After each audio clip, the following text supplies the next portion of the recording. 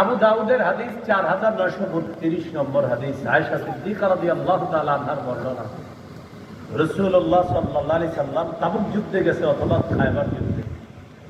قدم رسول الله صلى الله عليه وسلم من غزوة تبوك أو খায়বার।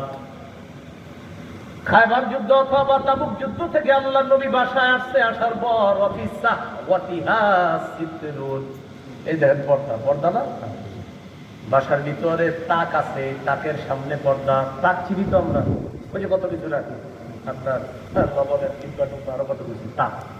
এই তাকের সামনে পর্দা। হাব্বাত্রি এখন বাহির থেকে একটা বাতাস আসছে।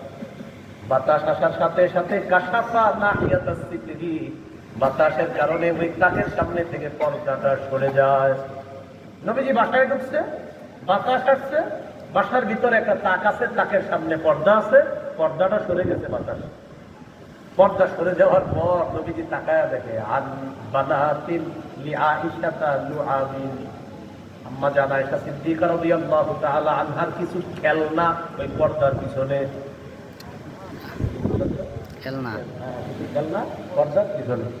উনি ছোট মানুষ ছিলেন তখন, উনিগুলা নিজে বানাই, উনিগুলা নিজে বানাই। নবীজিগুলা দেখা বলতে আয়েশা এগুলো কি?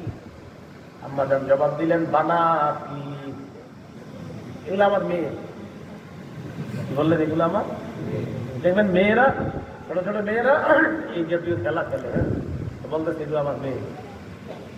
নবীজি বললেন আয়েশা বুঝতে পারলাম এগুলা তোমার মেয়ে, কি করো? আমি এগুলা দিয়ে খেলাধুলা করি। নবীজি বললেন ঠিক আছে বুঝলাম, তোমার মেয়েদের মাঝখানে এটা কি? মেয়েদের মাঝখানে একটা খেলনা আছে। আম্মা জান বললেন এটা হলো ঘোড়া। কি ঘোড়া? আচ্ছা, কি দিয়ে বানাইছো? কাপড় দিয়ে বানাইছো। আয়েশা আমি বুঝতে পারছি এটা ঘোড়া, আমিও চিনছি এটা ঘোড়া, তবে ঘোড়ার দিকে দুইটা ডানা, ঘোড়ার দুইটা ডানাও দিচ্ছে, তো ঘোড়ার কি ডানা হয়? নবীজি বললেন আয়েশা ফারাসুল্লাহু জানাহান, তোমার ঘোড়ার কি আবার দুইটা ডানা আছে? আম্মা জান শিশু সুলভ জবাব দিলেন আমা সামিআতা আন্না লিসুলাইমান খাইলান লাহা আজনিহা। নবীজি বললেন আপনি কি শোনেন নাই? সুলাইমান নবীর একটা ঘোড়া ছিল, ওই ঘোড়ার অনেকগুলা ডানা ছিল, আমার ঘোড়ার তো মাত্র দুইটা ডানা। সুলাইমান নবীর ঘোড়ার অনেকগুলা ডানা ছিল, আমার ঘোড়ার কয় ডানা? দুই ডানা। তো আম্মাজান শিশু সুলভ জবাবটাই দিছে আপনি শোনেন নাই? সুলাইমান নবীর ঘোড়ার ডানা অনেকগুলা ছিল, এজন্য আমি আমার ঘোড়ার দুইটা ডানা লাগাইছি। এটা শুইনা যাহিকা রাসূলুল্লাহ সাল্লাল্লাহু আলাইহি সাল্লাম নবীকে একটা হাসি দিলেন।